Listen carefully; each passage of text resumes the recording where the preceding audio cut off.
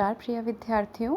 आज की कक्षा में हम सभी सूरदास के पद, जो कि आपकी कक्षा 10वीं का एक पाठ है, उसे पढ़ेंगे।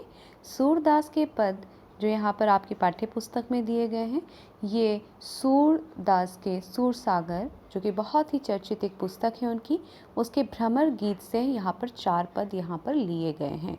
तो इस बात को आप सभी ध्यान रखेंगे।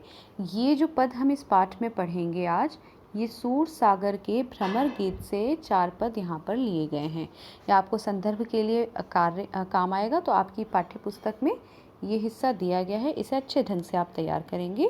आइए सबसे पहला पद हम देखते हैं, इसका पठन करेंगे हम पहले। उधौ तुम हो अति बड़भागी, अपरस रहत सनेह तगाते, नाहिन मन अनुरागी। पुरइन पात रहत जल भीतर, तारस देह न दागी। ज्यों जल माह तेल की गागरी, बूंद न ताको लागी। प्रीत नदी में पाँव न बोरियो, दृष्टि न रूप परागी। सूरदास अबला हम भोरी, गुर चाटी ज्यो पागी। यहाँ पर सूरदास अबला हम भोरी, गुर चाटी ज्यो पागी। आइए इसकी व्याख्या देखें। सूरदास के पद की व्याख्या इस प्रकार होगी कि सूरदास के पद में गोपियाँ उद्धव को संबोधित करते हुए कहती हैं कि हे उद्धव, तुम वास्तव में बहुत भाग्यशाली हो। यहाँ पे व्यंग्य कर रही हैं, ठीक है, जो प्रेम के बंधन से तुम दूर रहे हो। तुम्हारा मन किसी के प्रेम में अनुरक्त नहीं है, किसी के प्रति तुम्हारे मन में प्रेम भावना भी जागृत नहीं होती।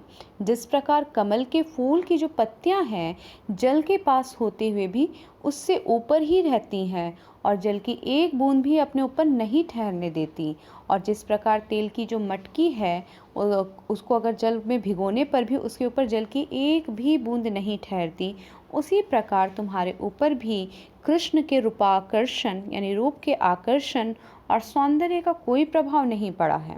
वास्तविकता यह है कि आज तुम प्रेम रूपी नदी में उतरे नहीं हो, इसलिए ना तो तुम प्रेम पारखी हो और ना ही प्रेम की भावना जानने वाले हो।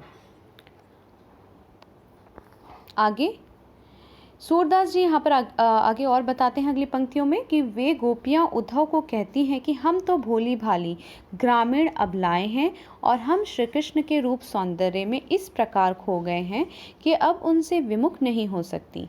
हमारी स्थिति तो उन चींटियों के समान है जो गुड़ के प्रति आकर्षित होकर उससे चिपट तो जाती हैं, किंतु बाद में स्वयं को ना छुड़ा पाने के कारण उसी में चिपट के, उसी में चिपकी हुई रहकर वहीं अपने प्राण त्याग देती हैं। ये तो सरलार्थ हो गया, कविता का भावार्थ मैंने आप सभी को समझा दिया है। आइए हम एक एक पंक्ति को फिर से यहाँ पर समझने का प्रयास करेंगे।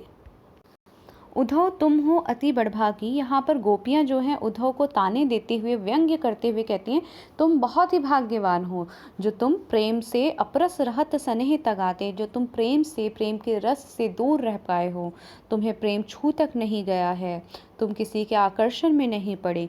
नाहिन मन अनुरागी, तुम्हारा मन किसी के अनुराग में नहीं आया, किसी के प्रेम के आकर्षण में नहीं आया। बिल्कुल ठीक उसी प्रकार जिस प्रकार पुरइन पात कहा जाता है कमल के पत्ते को, जिस प्रकार से पुरइन पात कमल का पत्ता जल के भीतर रहता है, तारस देह न दागी, जल के भीतर रहते हुए भी उसके ऊपर बूंद की पानी का एक बूंद भी नहीं टिक पाता है, और पानी के एक बूंद से वो ऊपर ही बल्कि रहता है, तैरता रहता है। साथ के साथ वो कीचड़ का कुछ भी दाग जो है, तारस देह न दागी, यानी कि कीचड़ का कोई भी एक दाग उस पर नहीं आ पाता है। वो किसी भी प्रकार का दाग, किसी भी प्रकार का उस जल के भीतर रहते हुए, उसके स्पर्श में रहते हुए भी, उसके निकट रहते हुए भी उससे बिल्कुल अलग ही रहता है। जो जल, अगला उदाहरण कहती है देते हुए कि तुम बिल्कुल वैसे हो जैसे चिकने घड़े होते हैं, तेल की मटकी होती है।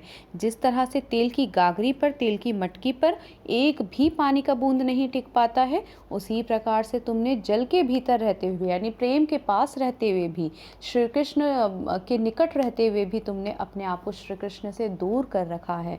तुमने अपने आप को श्री कृष्ण के मोह से अलग कर रखा है और उनके प्रेम में अभी तक नहीं पड़ पाए हो। फिर कहते हैं प्रीति नदी में पाँव न बोरियो, यानी कि प्रेम रूपी जो नदी है, प्रेम की जो नदी है, तुमने उसमें अभी तक अपने पाँव नहीं डाले हैं, तुम उनके प्रेम के आकर्षण में नहीं पड़ पाए हो। क्योंकि दृष्टि न रूप परागी, क्योंकि तुम अभी तक श्री कृष्ण के रूप आकर्षण का दर्शन नहीं कर पाए हो, तुम श्री कृष्ण के रूप सौंदर्य का दर्शन नहीं कर पाए हो, इसीलिए तुम श्री कृष्ण से स्वयं को दूर रखे हुए हो। हालांकि तुम उनके साथ हो, लेकिन उनके मोह बंधन में नहीं पड़ पाए हो।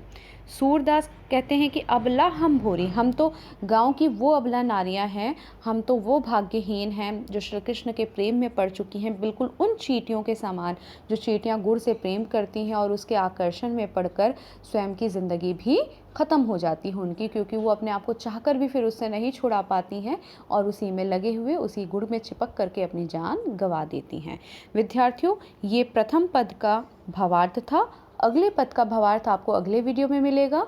मुझे उम्मीद है आप सभी को अच्छे ढंग से समझ में आया है।